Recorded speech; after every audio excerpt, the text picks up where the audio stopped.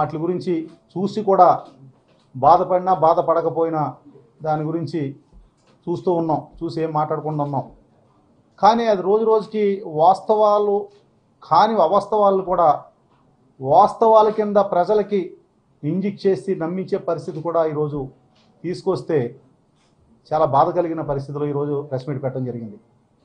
నా కుటుంబ సభ్యులు, నా భార్య, నా కుమారుడు ఇద్దరినే మా స్నేహితులు, మా చార్టెడ్ అకౌంటెంట్ జీవి గారిని 48 గంటల పాటు చిత్రహింసలు పెట్టి వాళ్ళని చావు వరకు తీసుకెళ్ళి చివరికి వాళ్ళిద్దరిని వెనకాల సీట్లో కూర్చోబెట్టి నా కుమారుడిని వెనకాల కారు డిక్కీలో పడుకోబెట్టి సినిమా పక్కీలో అతను కిడ్నాప్ చేసిన వ్యవహారాన్ని అయ్యో పాపం అంటం పోయి దాన్ని ఇంకా కూడా రాళ్ళతో కొట్టి దీని వెనకాల ఏముందో, ఏం కుట్రకోణం ఉందో అని చెప్పేసి ముందుకు తీసుకెళ్లి కార్యక్రమాన్ని చాలా బాధ కలిగించింది.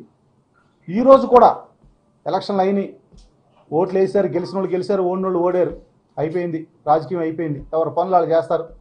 గెలిచిన పార్టీలు ఇచ్చిన హామీల మీద దృష్టి పెట్టాలి, ఓడిన పార్టీలు ఇచ్చిన హామీలు అమలు చేసే దాని మీద వాళ్ళని క్వశ్చన్ చేయాలి. అవన్నీ పక్కన పెట్టి వ్యక్తిగత ప్రతిష్టను దెబ్బతీసే విధంగా, వ్యక్తిగతంగా కక్ష తీర్చుకునే విధంగా రకరకాలుగా వార్తలు ప్రచారం చేస్తూ ఉన్నారు. దానికి నేను బాధతో ఈరోజు ఈ ప్రెస్ మీట్ పెట్టడం జరిగింది. ముఖ్యంగా విశాఖ ఎంపీ చుట్టూ బిగుస్తున్న వచ్చు. ఈరోజు ఒక ప్రముఖ దినపత్రిక ఈనాడులో ఈరోజు వార్త రావడం జరిగింది. అదేవిధంగా నిన్న మొన్న ప్రశ్నల వర్షం, ఎంఈవి కుటుంబ సభ్యులు కిడ్నాప్ మిస్టరీపై పోలీసులు గురి. సరే, ఇప్పుడు నేను ఒకటే అడుగుతా ఉన్నా, దీంట్లో వీళ్ళ రాసిన దాంట్లో సారాంశం ఏంటంటే, ఫస్ట్ నుంచి చాలా రోజుల నుంచి చాలాసార్లు చెప్పుకొస్తా ఉన్నారు, నేను పట్టించుకోలేదు దానికోసం. హేమంత్కి నాకు ఏదో సంబంధాలు ఉన్నాయని, హేమంత్తో నేనే కొన్ని వ్యవహారాలు సెటిల్మెంట్లు చేయించానని, దాని వలన అతనికి నాకు ఫైనాన్షియల్గా ప్రాబ్లం ఏదో డిస్టర్బెన్సెస్ వచ్చి అతని మీద నాకు కక్ష కట్టి నా కుటుంబాన్ని కిడ్నాప్ చేశాడని డబ్బుల కోసం చెప్పుకుంటూ వచ్చారు.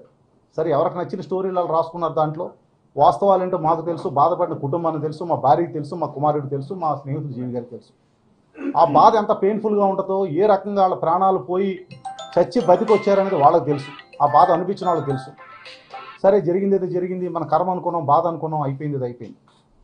సరే, ఇప్పుడు ఈ కొత్తగా ఏంటంటే, దీంట్లో ఈ కేసుని తిరిగి ఎంక్వైరీ చేసి దీని వెనక కారణాలు ఏంటో తీయాలని మళ్ళీ మొదలుపెట్టారన్నారు. చాలా మంచిది, దీనికోసం పూర్తిగా ఎంక్వైరీ చేయండి.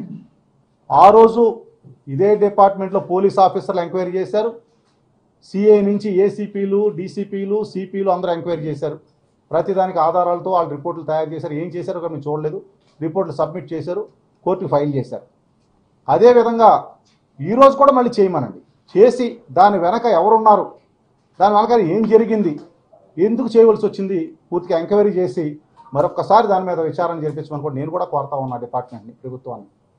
రెండోది, హేమంత్కి నాకు ఉన్న సంబంధాల వల్ల ముఖ్యంగా ఇది చాలా దారుణమైన రాత. ఇది 12 స్థలాలు, 5 విల్లాలు, 5 కార్లు నేను ఇచ్చానని, అదేవిధంగా బెంగళూరుకు సంబంధించిన మా కోడల గారి తండ్రి సత్యనారాయణ గారు లాస్ట్ ఇయర్ జనవరిలో పెళ్ళయింది. ఆయనకి ఈ ఊరు కోసం కానీ ఈ ప్రాంతం కోసం కానీ ఏమీ తెలియదు, ఆయనకి సంబంధాలు కూడా లేవు. అటువంటిది ఓన్లీ మాకు నచ్చిన సంబంధం, మాకు తెలిసిన వ్యక్తులు కాబట్టి మేము పెళ్లి చేసుకున్న పాపను ఇక్కడ తెచ్చుకున్నాం. ఆయన దగ్గర కూడా వెళ్ళిపోయి ఆయన కూడా ఇందులో ఇరికించేసి సత్యనారాయణ గారు హేమంత్కి ఎందుకు గిఫ్ట్లు ఇవ్వాల్సి వచ్చింది. సరే, బాగుంది అన్నీ కూడా. నేను ఒకటే ప్రశ్నిస్తా ఉన్నా, ఎవరైతే రాశారో దీంట్లో ముఖ్యంగా ఏమని రాశారంటే, గత నుంచి చెప్పుకొస్తా ఉన్నారు, హేమంత్ అనే వ్యక్తి ముద్దాయి, ఒక హత్యా నేరంలో ముద్దాయి. 2019లో ఒక కార్పు కౌన్సిలర్ని చంపేసి అప్పటి నుంచి విచారణ జరిగి ఇప్పుడు జీవిత ఖైదు అనిపిస్తున్న ముద్దాయి అతను ఉత్తరం రాసి, సంతకం లేని ఉత్తరం, అతను జైలు నుంచి విచారణకు వచ్చినప్పుడు స్నేహితుడికి ఇస్తే స్నేహితుడి ద్వారా బయటకు వచ్చిందని వాళ్ళు రాసిన కథాంశం. అసలు జైల్లో శిక్ష అనిపిస్తున్న ముద్దాయి ఎవరైనా సరే వితౌట్ జైలు సూపరింటెండెంట్ కానీ జైలు స్టాఫ్ పర్మిషన్ లేకుండా ఏ ఉత్తరం కానీ ఏ ఫోన్ కాల్ కానీ బయటకు మాట్లాడకూడదు. మాట్లాడితే అది నేరం. అటువంటిది జైలు నుంచి ఇక్కడ కోర్టుకు వచ్చినప్పుడు ఒక సంతకం లేని ఉత్తరం, హేమంత్ సంతకం లేదంటే ఉత్తరం, ఆ ఉత్తరం హేమంత్ రాశాడా ఎవరైనా ఏం ఆన్సర్ లేదు, క్వశ్చన్ తప్ప. ఆ ఉత్తరం వచ్చింది. దాంట్లో 12 స్థలాలు, 5 కార్లు, 5 బంగళాలు, విల్లాలు నేను వాళ్ళకి ఇచ్చానని, మా కుమారుడు తాలూకు మామగారు కూడా ఆయనకి ఇచ్చారని. బాగుంది ఇదంతా కూడా. నేను ఒకటే అడుగుతా ఉన్నా, ఈరోజు 5 కార్లు, అది కూడా మామూలు కార్లు కాదు, బెంజు, బెంట్లీ, ఆడి, జాగ్వార్ ఈ కార్లు అతను చెప్పిన దాని ప్రకారం. ఏ కారు అన్నా ఈవేళ ఒక నెంబర్ రిజిస్ట్రేషన్ అయ్యి ఉండాలి, ఏపీ 31 సోన్సో సోన్సో, ఏ కారుకైనా. నేను ఒకవేళ గిఫ్ట్ ఇచ్చి ఉంటే 5 కార్లు అతనికి, ఏ కారు నెంబర్ గారు కార్లు నేను గిఫ్ట్ ఇచ్చాను, ఆ కార్లు ఎవరి పేరుతో రిజిస్ట్రేషన్ అయ్యి ఉన్నాయి, ఇవాళ ఎక్కడున్నాయి, ఎవరు వాడుతున్నారు ఆ కార్లు. అతను జైల్లో ఉన్నాడు కాబట్టి ఆ కార్లు ఎవరి దగ్గర ఉన్నాయి. నేను ఇచ్చుంటే ఏం చేయాలి, నేను కొని నా పేరుతో, కంపెనీ పేరుతో కానీ నా పేరుతో కానీ కొని అతను ట్రాన్స్ఫర్ చేయాలి. అంటే దానికి ఒక నెంబర్ ఉంటుంది, అది ఏ బ్రాండ్ అయినా ఒక రిజిస్ట్రేషన్ నెంబర్ ఉంటుంది, కారు బ్రాండ్ ఉంటుంది. సో ఎవరో కూడా వాడుతూ ఉండాలి కదా. కార్లు ఎక్కడైతే పడేయారు కదా, సముద్రంలో పడేయారు కదా కార్లు, పడేస్తున్న రికార్డు ఉండాలి. ఉంటే ఆ కార్లు ఏమైనాయి, 5 కార్లు ఎక్కడున్నాయి అంటే హేమంత్ ఎవరికైనా ఇచ్చాడా, హేమంత్ దగ్గర పెట్టుకున్నాడా అనే దానికి ఏ ఒక్కరు కూడా ప్రశ్నించలేదు. నేను ప్రశ్నిస్తా ఉన్నా, దానికి ఏమైనా ఆన్సర్ ఏదైనా దొరికితే మీరు దయచేసి నాకు చెప్పమని అడుగుతా ఉన్నా. రెండోది, 5 విల్లాలు, ఖరీదైన బంగ్లాలు, 5 బంగ్లాలు నేను గిఫ్ట్ ఇచ్చానని చెప్పి మా వియంకుడు గారు కూడా గిఫ్ట్ ఇచ్చారని చెప్పి. సరే, అసలు వియంకుడు గారికి అతను ఎవరో తెలియదు, ఈయన అతను ఎవరో తెలియదు, ఎందుకు ఆయన గిఫ్ట్ ఇవ్వాల్సి వచ్చిందో కూడా ఎవరికి తెలియదు. సరే, 5 బంగ్లాలంటే ఇదేదో ఒక పెన్నో పెన్సిలో వాచో కాదు తీసి అలా చేతికి పెట్టేయడానికి. ఒక real estate property, immovable property కానీ మూవబుల్ ప్రాపర్టీ కానీ ఏదైనా ట్రాన్స్ఫర్ చేయాలంటే దానికి ఒక రిజిస్టర్ ఆఫీస్కి వెళ్ళాలి, దానికి ఒక గిఫ్ట్ నేను రిజిస్ట్రేషన్ చేయాలి, దానికి ఒక డాక్యుమెంట్ ఉండాలి, అక్కడ ప్రాపర్టీ ఉండాలి.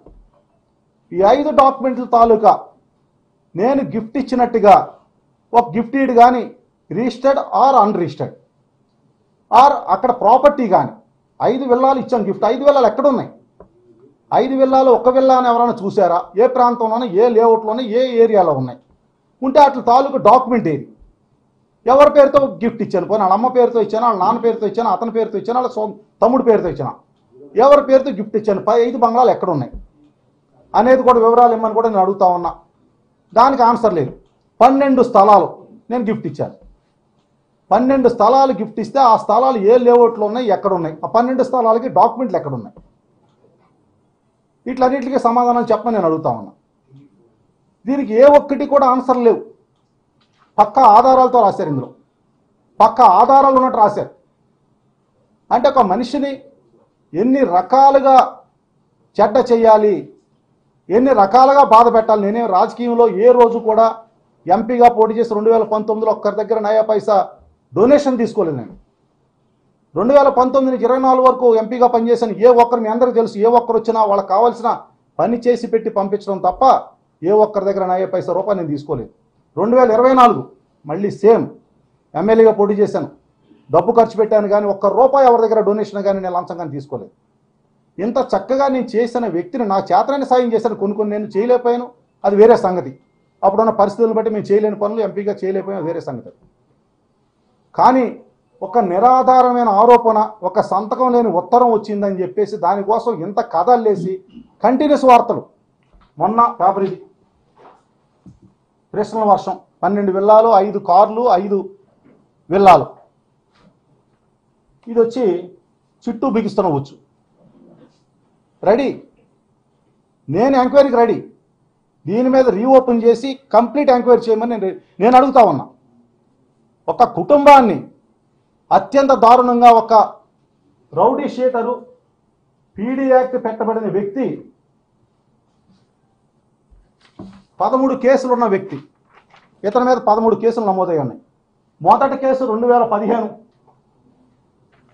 భీమిలి పోలీస్ స్టేషను, రెండో కేసు 2015 అరిలో పోలీస్ స్టేషను, మూడో case 2016 port town police station, నాలుగో కేసు అరిలో పోలీస్ స్టేషను, ఐదో కేసు లైఫ్ మన కన్విక్టెడ్ కౌన్సిలర్ని చంపేసిన కేసు 2019. ఈ 5 కేసులప్పుడు కూడా మా ప్రభుత్వం లేదు, నేను కూడా లేను అక్కడ. నాకు అసలు ఏమీ ఆడెవడో కూడా మనకు సంబంధం లేదు. ఇంకో case Bheemili police station 2020, 2022 Gantyada Vizianagaram police station, తర్వాత 2022 PM Palem Visakhapatnam police station, 2022 PM Palem police station Visakhapatnam, 2022 PM Palem Visakhapatnam, 2022 Bheemili Visakhapatnam, 2023 PM Palem Visakhapatnam. Last ఇది మాది కిడ్నాప్ కేసు. ఇది జరిగి కిడ్నాప్ తర్వాత జైలుకి వెళ్ళాడు.